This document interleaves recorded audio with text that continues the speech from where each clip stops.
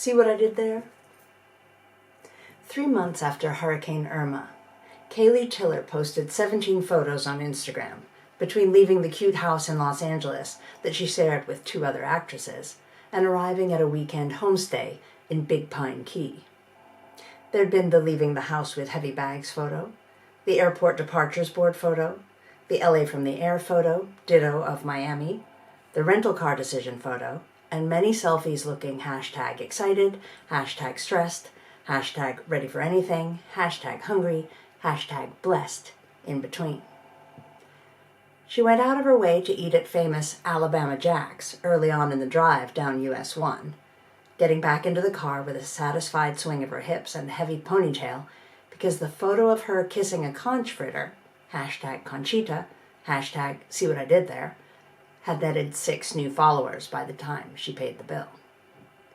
Her mood dimmed as she drove mile after mile through the scrubby landscape, and was particularly dark along 7 Mile Bridge. The bridge had never depressed her before, but she'd never traveled it alone before. She drove suspended between flat sky and flat water, and the pylons looked like sunken masts. Nothing was happening, and there was nothing, no boats, no planes, to distract her from thinking about her career. Was that also flat? Her agent must think so, to have proposed this gig. "It's perfect for you," Bryce had said, and listed the reasons. "You're from Florida, you've got, 40,000 followers, 43 plus. Awesome. You'll reach your people and lots more too because you're doing something so good and unusual. It's totally where things are going with influencers. And you can shoot back up to Miami and see your parents for Christmas, all paid for by the tourism board." Kaley rolled her big, not quite as blue as she wanted eyes. Her opinion of her parents, who wished she had stayed in college, was no secret. What am I doing that's so good, exactly? Helping with canal cleanup. The waterways are still totally clogged. Doesn't sound like tourism to me. Different type, homestay, helpfulness, warm fuzzy feeling, tons of exposure. I want a crime drama, Bryce. I know, but there are no auditions over Christmas anyway. Remember to use the give back #. The GPS told Kaley to turn right, finally allowing her off the Key's backbone and onto Big Pine. She drove past a trailer park where every trailer she could see was lying on its side in the sand. It shocked her that they were black underneath, making them look burned out when they'd actually been drowned. Instructed to turn right again, Kaley drove slowly along the avenue, parallel to a short canal that led to the house she'd be staying in. The house kind of looked like a trailer too, but bigger, up on stilts. She had time to gaze longingly at the salmon-pink, many-bedroom home next door before her host came out and waved from the porch. "Hey there," called the tiny woman before coming down the steps. She was wearing an old-school purple jogging suit. When they shook hands, she said, "Call me Mama." "Oh," said Kaley, way outside her comfort zone. "What's your actual name?" The old woman cleared her throat. "Mama Sidowski." "Okay then, Mama," Kaley said too quickly, making it obvious she didn't like the woman's real name either. She hoped she was smiling enough to push the awkward moment away.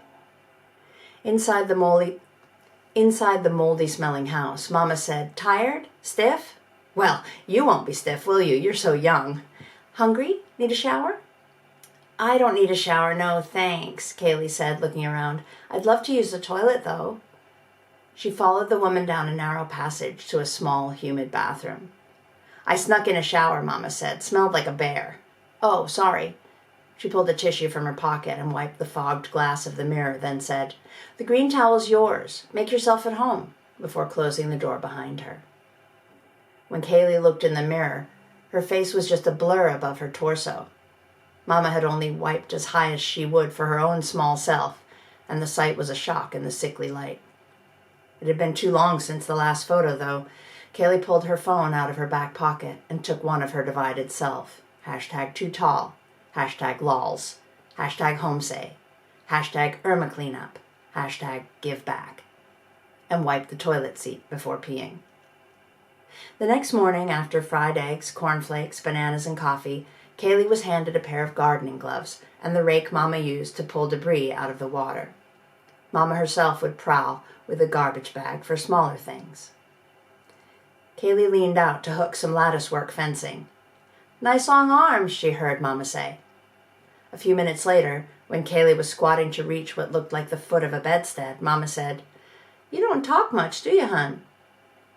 "It's barely 6 a.m. for me," Kaley replied, trying to sound friendly.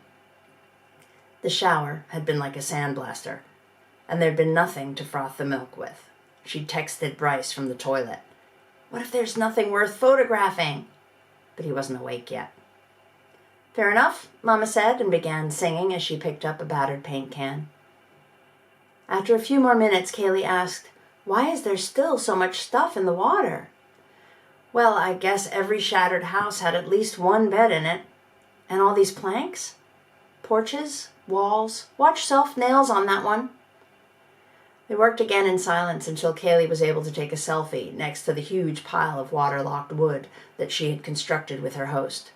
She captioned it, "Mama Sidowski, Superwoman," because she knew she was supposed to highlight Mama's efforts, but she was pretty frigging proud of her own and made sure it was clear that she was holding the rake. She took another photo at lunch, showing the gardening gloves next to her pimento cheese sandwich. At the National Key Deer Refuge Mama took her to in the afternoon, she had an awful time trying to make sure there were deer in her selfies. In the Winn-Dixie, where they stopped to get fish for dinner, since Bryce hadn't told Mama that Kaley didn't eat red meat, she took a photo of the sushi-grade tuna steaks. "Not just debris in this ocean, #nom nom nom." "Sure looks like red meat to me," the little woman said from shoulder height. Kaley added a 6-pack of hard lemonade to get through the evening. Seated on rickety beach chairs in the area they'd cleared by the canal's edge, both of them got drunk. The sky turned red, as did their faces. The air smelled of seaweed and oil and a distant barbecue. Kaley went inside to get jackets for both of them, expecting to want to stay in there as long as possible. But when she looked out at the little woman and the big pile of wood, she felt herself soften, like she did at kitten photos. Mama was so cute, staring at the water like she suddenly needed a friend. Plus, Kaley had checked her phone again and she was over 44K followers now, finally more than her housemates combined. She had to admit she sort of had #SuperMamaSidowski to thank, even if the epic hashtag had been all her idea. She went outside and sat back down, warmer, smiling. She tried to think of a joke to make Mama laugh. Then Mama said, "How come you're alone?" "How come you're alone?" Kaley spat back, uncensored, unfiltered. Why did the warm feeling disappear so fast like that? Why did Mama touch so many nerves? Clearly, Kaley didn't bother the old woman in the same way. Mama just nodded as if Kaley had said something wise, which made no sense. Then Mama said, "I need a fudgesicle," pronouncing it fudgicle, the same way Kaley had as a little kid. "You?" "No, thanks," Kaley answered. She was drinking her calorie allowance tonight. Mama got up and went inside. Kaley drank the last inch of her third hard lemonade and looked at the empty houses across the canal. The aluminum screen door creaked open, flapped shut. Kaley felt strange tingles all over her skin. Even her eyes prickled. The aluminum screen door creaked open, flapped shut. Mama sat back down and took a bite of her ice cream pop. Kaley wondered if she could just get up and go inside, but it felt like too much effort. It was easier to take out her phone. She made sure the flash was on and took another photo of Mama. She tagged it #AlternativeSundowner, and then #Mama Sidowski and Pop, and then #See what I did there, and then finally #GiveBack.